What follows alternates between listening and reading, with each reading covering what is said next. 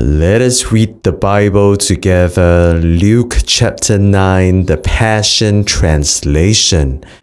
Jesus summoned together his 12 apostles and imparted to them authority over every demon and the power to heal every disease.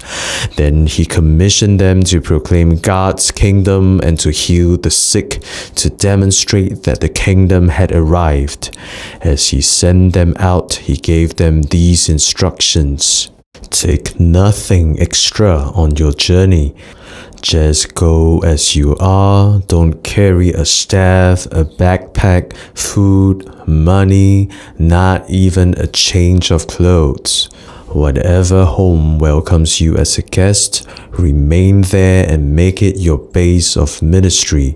And wherever your ministry is rejected, you are to leave that town and shake the dust off your shoes as a testimony before them. The apostles departed and went into the villages with the wonderful news of God's kingdom, and they healed diseases wherever they went.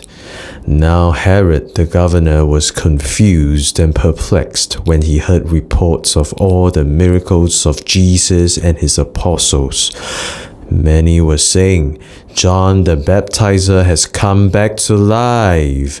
Others said, "This has to be Elijah who has reappeared, or one of the prophets of old who has risen from the dead." These were the rumors circulating throughout the land. Herod exclaimed, "Who is this man? I keep hearing about him over and over. It can't be the prophet John. I had him beheaded." So Herod was very eager to meet Jesus. Months later, the apostles returned from their ministry tour and told Jesus all the wonders and miracles they had witnessed. Jesus, wanting to be alone with the 12, quietly slipped away with them toward Bethsaida. Crowds soon found out about it and took off after him. When they caught up with Jesus, he graciously welcomed them all, taught them more about God's kingdom, and healed all who were sick. As the day wore on, the 12 came to Jesus and told him, "It's getting late. You should send the crowds to the surrounding villages and farms to get something to eat and find shelter for the night. There's nothing to eat here in the middle of nowhere." Jesus responded, "You have the food to feed them." They replied, "All we have are these 5 small loaves of bread and 2 dried fish. Do you really expect us to go buy food for all these people? There are nearly 5,000 men here, with women and children besides." He told his disciples, "Have them all sit down in groups of 50 each." After everyone was seated, Jesus took the 5 loaves and the 2 fish, and gazing into the heavenly realm, he gave thanks for the food. Then in the presence of his disciples, he broke off pieces of bread and fish and kept giving more to each disciple to give to the crowd. It was multiplying before their eyes. So everyone ate until they were filled, and afterward the disciples gathered up the leftovers. It came to exactly 12 baskets full. One time, Jesus was praying in a quiet place with his disciples nearby. He went to them and asked, "Who do people think I am?" They answered, "Some are convinced you are the prophet John who has returned. Others say you are Elijah, or perhaps one of the Jewish prophets brought back from the dead." Jesus asked them, "But who do you believe that I am?" Peter said, "You are the Anointed One, God's Messiah." Jesus gave them strict orders not to tell this to anyone yet, saying, "The Son of Man is destined to experience great sufferings and face complete rejection by the Jewish leaders and religious hierarchy. He will be killed and raised back to life on the 3rd day." Jesus said to all of his followers, "If you truly desire to be my disciple, you must disown your life completely, embrace my cross as your own, and surrender to my ways. For if you choose self-sacrifice, giving up your lives for my glory, you will discover true life. But if you choose to keep your lives for yourselves, you will lose what you try to keep. Even if you gain all the wealth and power of this world and all the things it could offer you, yet lost your soul in the process, what good is that? So why then are you ashamed of being my disciple? Are you ashamed of the revelation truth I give to you? I, the Son of Man, will one day return in my radiant brightness with the holy angels and in the splendor and majesty of my Father. On that day I will be ashamed of everyone who has been ashamed of me.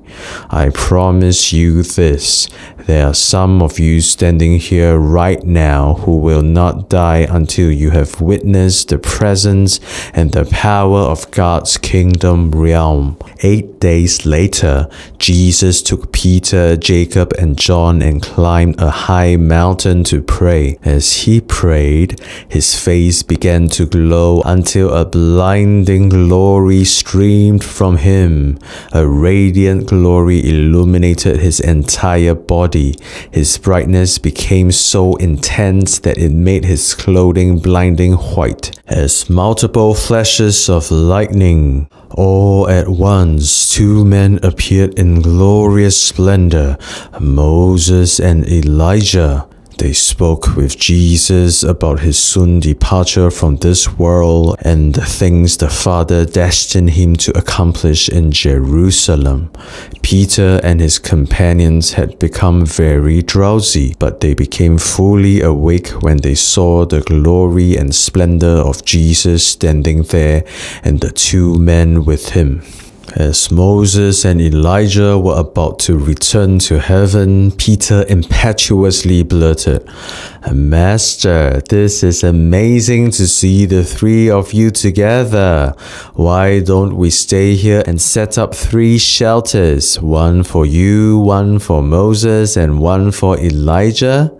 While Peter was still speaking, a radiant cloud of glory formed above them and overshadowed them. As the glory cloud enveloped them, they were struck with fear.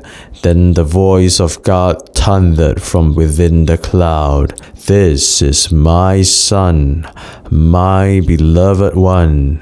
Listen carefully to all he has to say." When the thunderous voice faded away and the cloud disappeared, Jesus was standing there alone. Peter, Jacob, and John were awestruck, but they didn't say a word to anyone about what they had seen. The next day, a massive crowd was waiting at the foot of the mountain to meet them. A man in the crowd shouted desperately, "Please, teacher, I beg of you, do something about my son, my only son. An evil spirit possesses him and makes him scream out in torment, and hardly ever leaves him alone. It throws him into convulsions and he foams at the mouth. When it finally does leave him, he's left with horrible bruises. I begged your disciples to drive it out of him, but they didn't have enough power to do it." Jesus responded, "You are an unbelieving people with no faith. You twist your lives with lies that have turned you away from doing the right things. How much longer should I remain here, offering you hope?" Then he said to the men, "Bring your son to me." As the boy approached, the demon slammed him to the ground and threw him into violent convulsions. Jesus sternly commanded the demon to come out of the boy, and it left immediately. Jesus healed the boy of his injuries and returned him to his father, saying, "Here is your son." Everyone was awestruck and stunned to see such power and the majesty of God flow through Jesus. Everyone marveled, trying to process what they had just witnessed. Jesus then turned to his disciples and said, "Listen carefully and let these words sink into your hearts. The Son of Man is about to be betrayed and surrendered to the authority of men." But the disciples couldn't grasp the meaning of what he was saying, for it was a veiled mystery to them, and they were too embarrassed to ask him to explain it.